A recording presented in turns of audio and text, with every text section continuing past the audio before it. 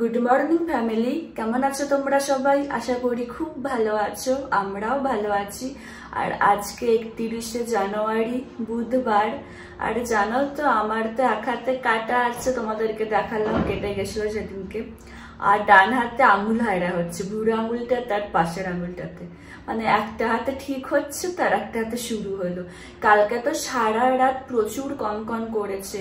এবার মানে কতবার যে আমার ঘুম ভেঙেছে না, এবার যখন ঘুমিয়ে পড়ছি তখন তো ব্যথাটা বোঝা যাচ্ছে না, বাট যখন ঘুমটা ভেঙে যাচ্ছে না, মানে এত টনটন করেছে, ব্যথাটা ভালো মতো বুঝতে পারছি। আর কালকে না আলু পোস্ত করেছিলাম, তো রাত্রিবেলা তো অনেকটা আছে, ওই জন্য অনির্বাণ আজকে টিফিনে বললো আলু পোস্ত নিয়ে যাবে, আর আমারও হয়ে যাবে দুপুরবেলা।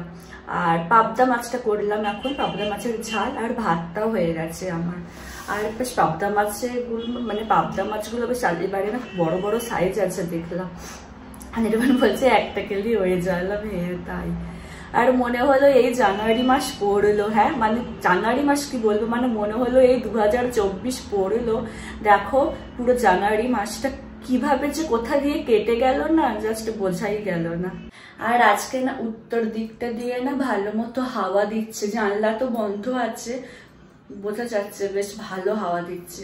সব ওই জন্য বন্ধ, আমি কিচ্ছু খুলিনি, এমনিতেও খুলি না, কারণ সকালের থেকে না ভালো ঠান্ডা থাকে, একটু বেলা হলে তারপরে খুলি। অনির্বাণ উঠে গেছে, ওই জন্য আমি এখানে চা বসিয়ে দিয়েছি আমার আর ওর। অনির্বাণ পুরো রেডি হয়ে গেছে, চুল আঁচড়াও নি এখন অনির্বাণ মনে হচ্ছে। Good morning. ওয়াশিং মেশিনে জামা কাপড়গুলো দিয়েছিলাম, ওগুলো হয়ে গেছে, চলো ওগুলো এখানে আমি শুকোতে দিয়ে দিই। আর আজকে রোদের তেজটা না একটু হালকা আছে, হালকা হালকা মেঘলা করে আছে, দেখি কখন উঠে যাবে, বেলার দিকে রোদ উঠে যাবে। আমি পার্লারে যাচ্ছি শ্যাম্পু করার জন্য, কারণ আঙুলটার জন্য না আমি তো করতে পারবো না শ্যাম্পু। একটা আঙুলে ছিল, এখন আবার ওই ডান হাতের দুটো আঙুলে, মানে বললাম যে আঙুল হারা হয়েছিল, প্রচুর ব্যথা, আমি কিছু করতে পারবো না। বাট আমাকে তো শ্যাম্পু করতেই হবে, আমি তো সপ্তাহে 2 দিন শ্যাম্পু করি। তো চলো এখন গিয়ে আমি শ্যাম্পুটা করে আসি, তারপর তোমাদের সাথে বাড়ি এসে কথা বলবো। আমি এসে গেছি পার্লার থেকে, এসে ফ্রেশ হয়ে নিয়েছি। আর দেখো এখানে আমি লাঞ্চে বসে গেছি, দেখে নাও কি আছে। চলো খেয়ে খিদে পেয়ে গেছে, তোমাদের সাথে পরে কথা বলবো। তোমাদেরকে তখন বলছিলাম না সকালবেলা যে ওয়েদার মেঘলা হয়ে আছে, আর ভেবেছিলাম দুপুরবেলা রোদ উঠবে, কিন্তু সেই মেঘলা ওয়েদার হয়েছিল, রোদের তো একটুও তেজ ছিল না, জামা কাপড়গুলো অর্ধেক ভিজে হয়ে আছে, সে তুলে নিলাম আবার, নয়তো আবার সেই ঠান্ডাতে আরো ঠান্ডা হয়ে যাবে। আবার দেখি কালকে দিয়ে দেবো। আর আজকে না ওয়েদারটা মেঘলা হয়ে আছে বলে ঠান্ডাটাও আছে। তো মাসিও কাজ করে চলে গেছে, আমি এখনো সন্ধে দিয়ে দিই, সন্ধে হয়ে গেছে। আমি এখন একটু গরম জল করবো, আঙুল দুটো ডুবিয়ে রাখবো, তাহলে তাড়াতাড়ি পেকে যাবে, ফেটেও যাবে। গরম জল করে নিয়ে চলে এসেছি, এবার আঙুলটা ডোবাই। কি আরাম লাগছে গো। একেবারে ডুবিয়ে বেশিক্ষণ রাখা যাবে না, কারণ গরম আছে না, আবার শীতকাল তো আরো বেশি আরাম লাগছে, যতক্ষণ আর কি পারা যায় আঙুল ডুবিয়ে। এইটাতে হয়েছে, আর এই যে এই দুটো আঙুলে, এই আঙুলটাতে একটু বেশি হয়েছে, আর এটাতে একটু কম হয়েছে। দেখো এই সাইড একটু ফুলে আছে, আর এখানটা একটু ফুলে আছে, দেখো এই সাইডটা।